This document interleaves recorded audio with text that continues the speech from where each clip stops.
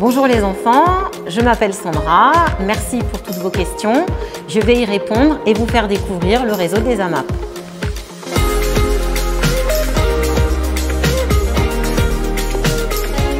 Comment et pourquoi ont été créées les AMAP?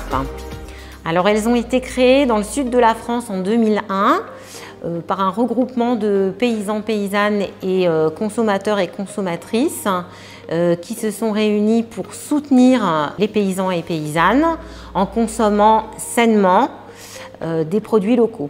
Et sinon, la première AMAP a été créée en 2001 dans le sud de la France, du côté d'Aubagne. Combien y a-t-il d'AMAP? Est-ce qu'elles sont présentes dans toute la France?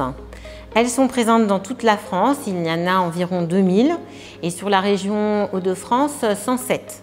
Combien y a-t-il de producteurs et de consommateurs adhérents? Alors, sur l'AMAP du potager, il y a 13 producteurs, 38 adhérents et 26 paniers légumes. En moyenne, une AMAP, c'est à peu près 40 familles. Et vous, Sandra, depuis quand faites-vous partie de l'AMAP? Je suis arrivée en 2006, un peu à la création. Bon, faut faire le compte, ça fait déjà pas mal d'années. Pourquoi êtes-vous devenue AMAPienne? Parce que je voulais manger sainement et surtout local. J'en avais marre de manger des patates qui ne venaient pas de la région alors que j'habite en Picardie, qui est la région des patates. J'aime bien manger les légumes et c'est très bon pour la santé. Je veux surtout que les paysans vivent de leur travail dignement.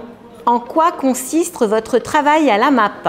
Je suis bénévole à l'AMAP avec d'autres personnes. Tous les AMAPiens et AMAPiennes sont bénévoles, participent aux distributions, aident les maraîchers, maraîchères et autres paysans, paysannes qui ramènent leurs produits régulièrement.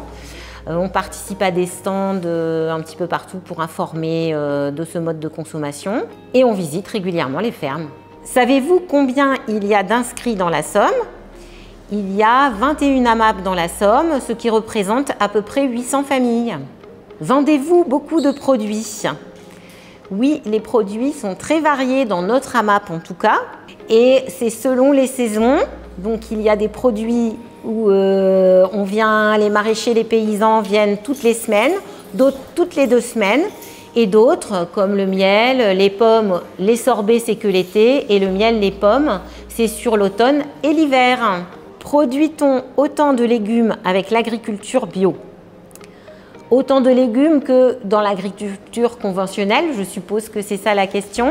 Il faut savoir que dans l'agriculture conventionnelle, 70% des terres sont consacrées à l'alimentation animale. Donc oui, on peut nourrir même la planète avec l'agriculture bio ou l'agroécologie. Il existe même un rapport de la FAO à ce sujet qui date de 2016. Que pensez-vous des fermes qui pratiquent l'agriculture intensive?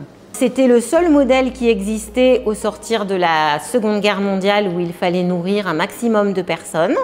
Maintenant, c'est d'autres problématiques. On a besoin de préserver l'environnement, on a besoin de se passer des pesticides. C'est une autre priorité et à l'AMAP, on aide les personnes qui veulent passer du conventionnel à l'agriculture biologique. Combien de paniers vendez-vous par mois? Alors à l'AMAP du potager, il y a 26 paniers par semaine.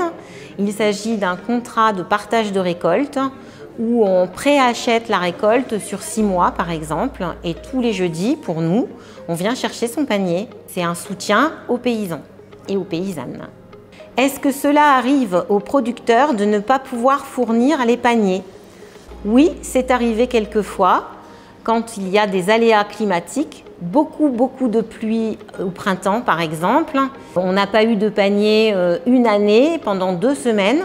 Mais évidemment quand ça pousse beaucoup, c'est-à-dire en août et en septembre, les paysans qui sont très généreux rattrapent les paniers. Comment le producteur de l'AMAP gère-t-il sa production? Quelles substances utilise-t-il contre les maladies par exemple?